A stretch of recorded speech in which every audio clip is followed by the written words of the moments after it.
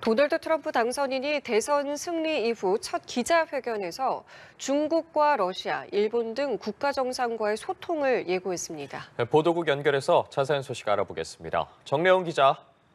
네, 트럼프 당선인은 자택이 있는 플로리다주 팜비치 마러라고 리조트에서 대선 승리 후 첫 기자회견을 열었습니다. 중국, 러시아, 일본 등 한반도 주변 강대국 정상들을 모두 거론하며 앞으로 활발한 소통을 예고했는데요. 특히 북한 김정은 국무위원장과의 친분을 거듭 과시했습니다. 집권 1기 때와 마찬가지로 김 위원장과의 직접 회동을 추진할 가능성이 보이는 대목입니다. 먼저 가장 여러 번 언급된 국가 정상은 블라디미르 푸틴 러시아 대통령이었습니다. 트럼프 당선인은 푸틴 대통령과 대화하겠다고 밝히고 그가 협상에 나서야 한다고 촉구하기도 했습니다. 이어서 러시아에 파병된 북한군과 함께 김정은 위원장을 언급했는데요. 나와 잘 지내는 또 다른 사람이라고 표현하면서 김 위원장과의 친분을 거듭 강조했습니다. 중국 시진핑 국가주석에 대해서도 내 친구였고 놀라운 사람이라는 호의적인 평가를 내놨고 일본의 이시바 시게루 총리와는 취임 전이라도 회동할 수 있다고 밝혔습니다. 한반도 주변 강대국들과 정상 외교의 본격 시동을 거는 모습인데 한국은 언급 대상에서 빠졌습니다.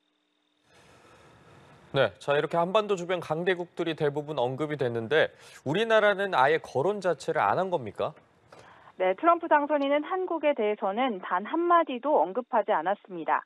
트럼프 당선인이 정상외교의 시동을 거는 와중에 한국은 벌써 배제되는 게 아니냐는 우려도 나오는데요.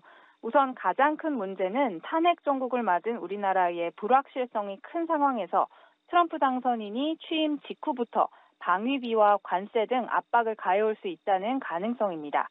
트럼프 2기 출범 이후 한동안 양국 정상 간 네트워크는 사실상 불가능할 전망인데요.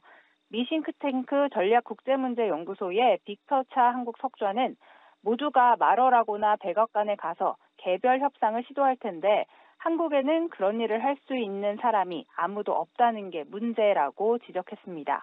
또 만일 트럼프 당선인이 북미 정상회담을 초기부터 적극 추진할 경우 북핵 문제의 직접 당사자인 한국이 패싱 당할 수 있다는 우려도 있습니다.